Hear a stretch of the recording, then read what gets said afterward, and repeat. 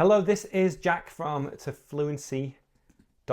Now, in this video, we're going to do something a little bit different. I am going to give you a test. The test is going to be on the difference between do and make.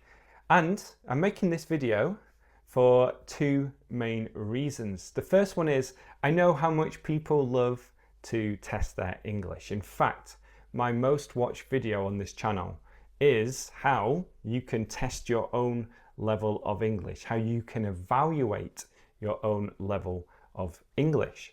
And secondly, it's because I want to focus on something that I think is important, and it's this: collocations. A collocation is just two or more words that go together in a natural way. So when people use collocations, they're using natural English. And when it comes to knowing the difference between do and make, the vast majority of this is learning these collocations, just knowing which one to use, which one, do or make, is more natural for that situation. So here is how it's going to work. I'm going to give you a sentence. You're going to see this on your screen, but there'll be one word missing, and that word is either do or make.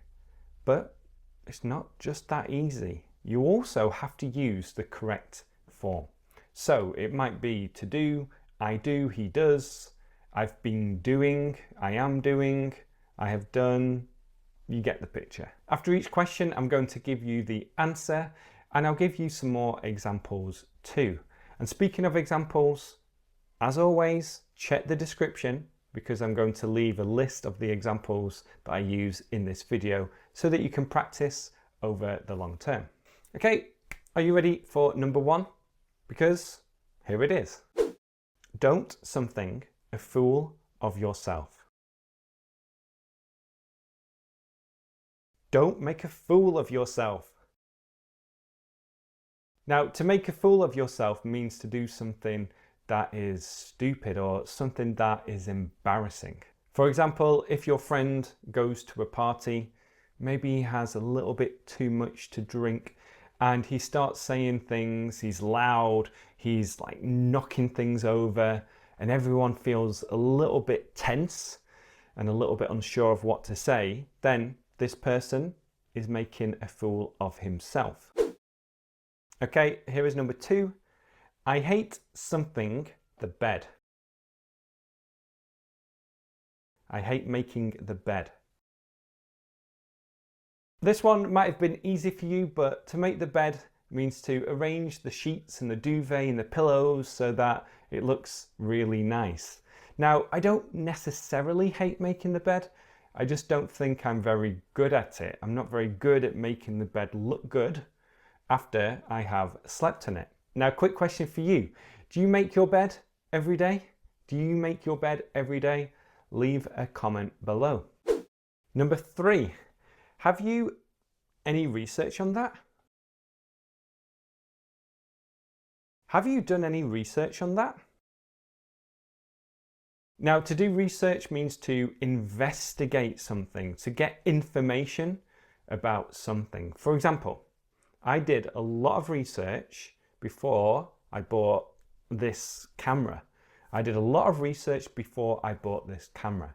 I went on forums, I looked at YouTube videos, and I just read as much as I could about this camera and the other ones that I was considering. Sometimes before you buy something, you can do too much research and it feels like you just waste time, like you're in this black hole of time just looking at review after review after review. But if you are someone like this, then here's a quick tip. Do it in English. It's a fantastic way to get more input, to read more, to watch videos about topics that you're interested in. Because if you're doing a lot of research, for example, about buying a camera, then it's something that you are interested in. And you can learn all the words and phrases and get all of this input by doing your research in English. We can also use the word research as a verb too. For example, I need to research that. Number four, come on, your mind up. Come on, make your mind up. This one is very common and it just means to finally make a decision. I wish he would hurry up and make his mind up. We can also change the order of the sentence. For example, don't try and persuade me. I've already made up my mind, which means that the decision is set. But if the decision isn't set, you can say, I'm going to change my mind. Or I've changed my mind. I think Manchester United are going to win. Number 5, I haven't any exercise for a few days. I haven't done any exercise for a few days. Or here's a sentence from my life. Before this morning, I hadn't done any exercise for a few days. So before this morning, when I went to the gym, I hadn't done any exercise for a few days, which is a great example of the past perfect. Now you can say do exercise, or again, you can just use the verb exercise. I haven't exercised for a few days. Or you'll also hear the phrasal verb to work out. I haven't worked out for a few days. When was the last time you did some exercise? Let me know in the comment section below. Number 6, that sense. That makes sense. This can be used in various ways, but they all have similar meanings. For example, if you are explaining something to me and I say, that makes sense, with that type of intonation, that makes sense, that I'm saying that what you are saying is reasonable or logical. In the negative form, that doesn't make any sense. What I'm saying here is what you're saying isn't logical or reasonable. You can also say, you're not making any sense. You're not making any sense. And in a lot of my videos and when I give classes, I often say, does that make sense? Does that make sense? And what I'm asking here is, do you understand what I'm saying? Are you following what I'm saying? Before we get to the next one, just a quick reminder, be sure to check out the description for a list of all the phrases that I use in this lesson. And I'll also give you information on how you can get my book for free. Okay, number 7. Let's a list. Let's make a list. Personally, I love making lists. So I make to-do lists before we go on vacation. I make lists of all the things that we need to take on vacation. I make lists for all the videos I want to make for this YouTube channel. And I do this inside Apple Notes. Many language learners like to make lists of the new words and phrases that they learn, which is a great idea. But if you want to remember the words and phrases over the long term, then I recommend making flashcards. Number 8, I need the washing. I need to do the washing. I'm the one in the house who does all the washing. I don't really enjoy it, but I'm the one who does it. Now, in America, you'll hear people say, do the laundry. And it basically means the same thing, to do the washing and to do the laundry. And we use the verb do for both of these terms. We use do for a lot of the household tasks, like to do the washing, do the laundry, do the dishes, do the cleaning up. Leave me more examples below. Number 9, have you your hair yet? Have you done your hair yet? Come on, we're late. Have you done your hair yet? No one's there. Let's talk about my hair.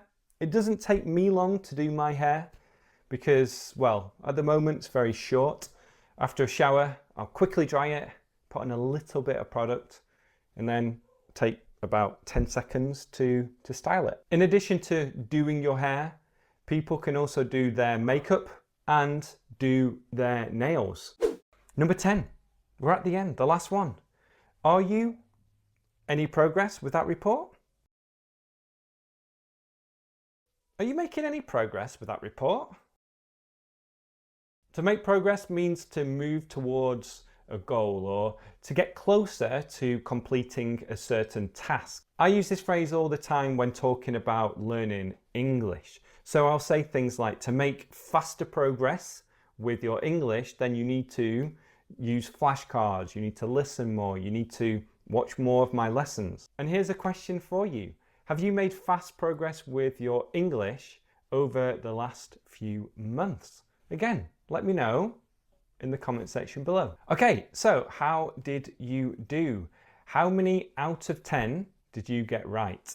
And you have to have the correct form as well to get a correct answer. Like I said before, yes, there are rules for do versus make, but there are so many expressions and exceptions that it's important to learn these differences.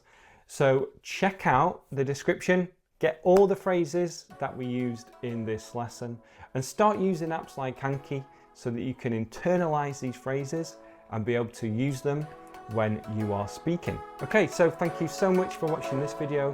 While you're here, why not watch another one? So I'll put some on the screen now. Speak to you all soon. Bye for now.